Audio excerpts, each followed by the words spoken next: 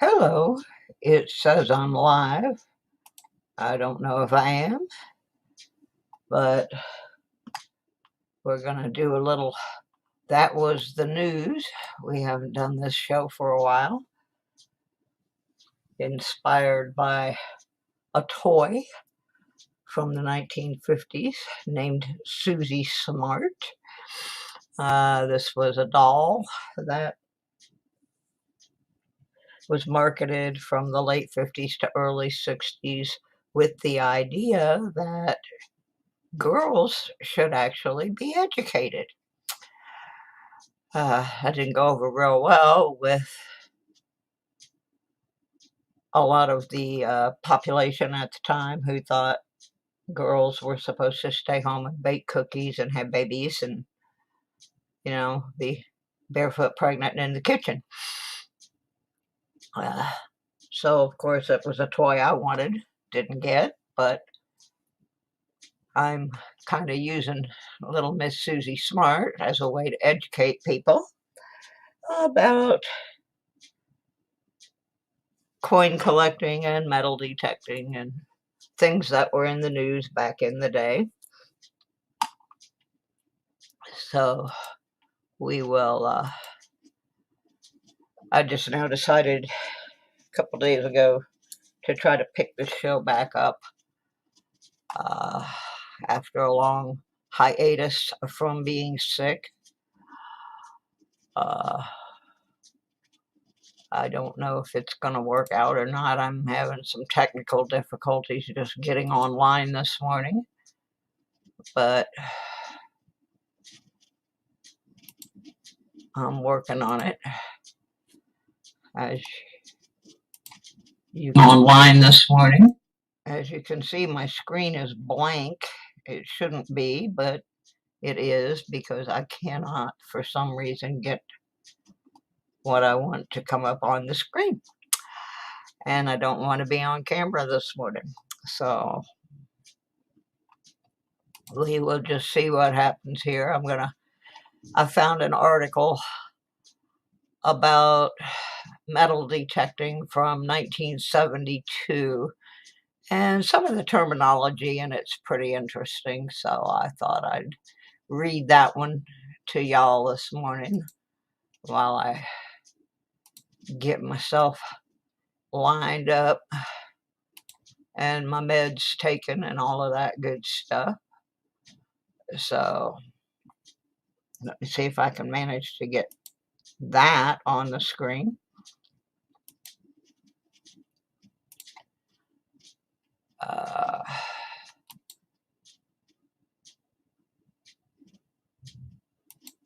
Alrighty. I have not had coffee, so everything is an exercise here. Alrighty, this is from the Albuquerque, New Mexico Journal on March 25th, 1972. So we're going to try and read it, although I can't seem to get some of this crap off the screen, so it may not be easy. Y'all just gonna have to bear with me till I learn how to do my stuff all over again. I did one last night on my Lodo coin collecting show. For some reason, I'm having a problem today. It's somewhat annoying me. I'll get it in a minute, though. I'll figure it out.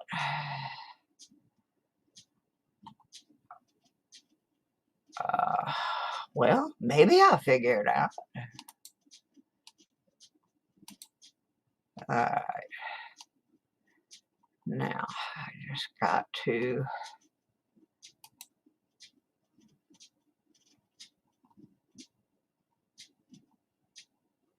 makes it easier if I can pull the text up. we're just playing around this morning, folks, so it doesn't really matter a whole lot. I wanted to read it right from the article, not from the text. Sometimes the text translation has errors in it that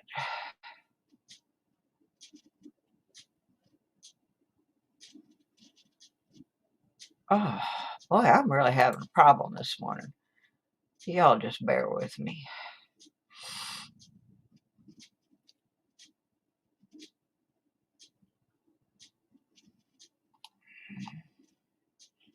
I can't even find it now. I should have had my coffee first, I guess, huh?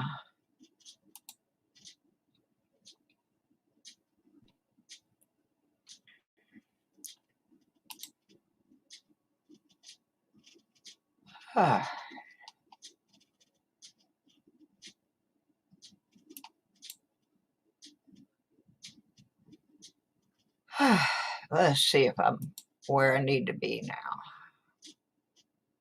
Not really. I'm trying to get it where it's big enough for me to read. I've done a zillion of these shows, and yet I cannot seem to get where I need to be on this. So, my goodness. I don't know what is wrong with me today. It won't let me. Okay, well, I'm just going to try and read it from the text then. If I could get it to quit jumping around. Oh.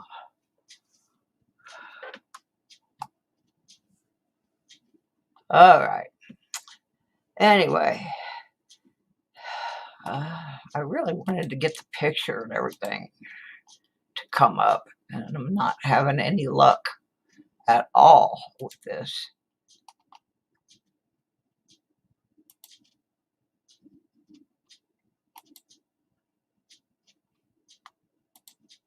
There, I figured it out.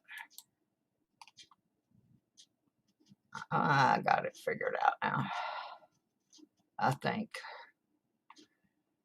All right, let's see what it looks like in StreamYard. Yay! All right, Suzy Dum Dum finally got it figured out. They're going to take my teaching certificate away from me if I don't start figuring out how to do things right. Anyway, here is the article. And it is called Beeps Pokes Indicate Modern Day Hunters at Work. This is from Albuquerque, New Mexico in March 25th, 1972. Better get some better reading glasses on there. All right, here we go. Beep, beep. That's the sound of a modern day treasure hunter. Poke, poke, poke. That's the sound of a modern day treasure hunter digging for his cache with a screwdriver. And where's most of the treasure hunting taking place? City parks, front yards, charred buildings, and ghost towns are favorite sites. What sort of treasure are these people hunting? Oh, rings, watches, coins, necklaces, but they uncover a lot of beer cans, rusty bottle tops, and cigarette packs too. The beeps are given off by a device called a metal detector. It is similar to a Geiger counter in that it produces a sound to indicate it is passing over buried metal or minerals. The name of the sport is coin shooting. Now, I'm going to interject here. I haven't heard that term for a long time. Presumably, it's because most of the treasure is found in the form of nickels, dimes, half dollars, and especially pennies. At sunset one Sunday, coin shooter Lynn Looney announced he had uncovered 38 pennies after a day's work in the city parks. But the long-range profits are not quite so discouraging. His brother, Joe Looney, has collected 7 gallons of coins in nearly 4 years of scouring city parks. We found pocket knives, house keys, car keys, wedding rings, charm bracelets, necklaces, watches, you name it, said Mrs. Bobby Rhodes. I think the unknown of what you might find is what makes it really exciting. After these treasure hunters got bitten by the coin shooting bug, they typically spend a spare hour or two poking around their yards or in city parks. But if they have a whole day or weekend open, they like to go to an abandoned mining towns, ghost towns, or old farmhouses to search for goodies. A 62-year-old woman admitted, I'd rather romp around in the hills. I feel dumb with people watching me in the park. I'd rather be somewhere that no one can see. It's true this newfangled form of treasure hunting does spark a lot of curiosity. When I explained to one woman what I was doing, she just flat came out and told me I had rocks in my head, said Mrs. Warren Andrews. Others suspect the metal detector might be a device for getting fishing worms out of the ground. Some think it's something to kill dandelions, and others fear it as a giant sprinkler key. As one might expect, city policemen are not immune to this curiosity. Mrs. Andrews was looking for metal in a park near the zoo, and she said she saw a policeman circling the block with his eye on her.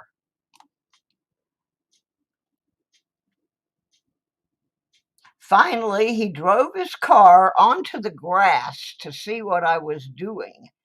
After I told him, he admitted that he was doing more damage to the park by driving on it than I was with my screwdriver, Mrs. Andrews said. All of this curiosity is understandable. The metal detector is an unfamiliar looking object. The major part of the detector is a disc which is moved across the ground with the attached pole. There is a speaker at the top of the pole which signals the coin shooter when treasure is nearby. Some detectors have one setting for metal and another for minerals, which enables the operator to find pretty stones and sometimes even jewels. When the coin shooter gets a signal, either in the form of a hum or a beep, he gets down on his knees to pinpoint the exact spot. When he starts poking in the ground with his screwdriver, ice pick, and when he finally locates the object, he uproots a small clod of soil, recovers his prize, and replaces the soil, hopefully. There will always be some people who tear up the parks, but the great majority of us are very careful about leaving it the way we found it. Joe Looney carries a small bag on his belt to collect the trash he uncovers, and he believes when the objects are dug up properly, the park actually benefits from the resulting aeration. Robert Bergen of the City Parks and Recreation Department issued a statement concerning treasure hunting in the parks. It said that for a trial period, the department will permit hunting for coins in park areas with electronic detectors, provided the digging is done with a screwdriver or similar instrument no more than 3 to 8 inches in diameter at the widest part of the digging shaft, and provided the grass and soil are carefully restored to the original position without detriment to it. The statement also provided that all trash items dug up be placed in trash containers and not left on the ground. If the parks are abused, coin shooting will be made illegal. As yet, there is no organized club of these treasure hunting enthusiasts. We've been wanting to get one started, but we haven't had either the time or a place, Mrs. Andrews said. Anyway, most of us would rather spend our time out in the park than in a meeting. Mrs. Rhodes said there is something that the whole family can do together and enjoy the fresh air, and it doesn't cost very much. At least after the initial investment, it doesn't cost very much. The metal detectors can run anywhere from $70 to $700, but several people can share one. When I first bought the one for my husband, I would run the machine and put markers down on the ground everywhere I found something, and he had to do all the digging, Mrs. Andrews said. Finally, he said, "Look, that's mine." And he bought another one for me. She said it makes her sad to find lost wedding rings, but there's just no way to find the owner. If we advertised, we'd have everybody at our doorstep. Some expert coin collectors are getting into the swing of coin shooting too. It's more fun to find something yourself than to go to a coin shop and buy it. Surprisingly, a lot of the old silver coins will be in pretty good shape if you're careful not to scratch them when you are getting them out, Mrs. Andrews said. But as everyone admits, you never know until it's out of the ground whether your treasure will be a foil cigarette pack or a diamond ring. But the gamble is apparently worth a lot of effort. So that was metal detecting back in 1972. And I enjoyed the fact that there were women involved way back then. Uh, so I hope you enjoyed that story. Most of what is in it is still holds true today. Uh, did enjoy looking at the photograph of the detector. I was trying to see if I could find a brand name or anything. The caption just says they take turns looking and digging for treasure, but I cannot tell what brand detectors they were using at that time. Nonetheless, it's interesting to see how things have changed and, in fact, have really not changed uh, over the course of time. So I have now taken my meds and given you a little look at the history of metal detecting in the United States. And so I'm going to run along here and do some other work. I've got some videos I need to try to edit, trying to get caught back up. Uh, I appreciate the likes, and I even appreciate the person that takes so much time to come and give me a thumbs down because that counts. So I will catch you all later. I'm going to try and get back into the habit of getting up and doing this every morning. Sometimes it'll be about coins or currency, sometimes about metal detecting, but it will always be something that was the news. We'll see y'all later. Have a great day. Bye.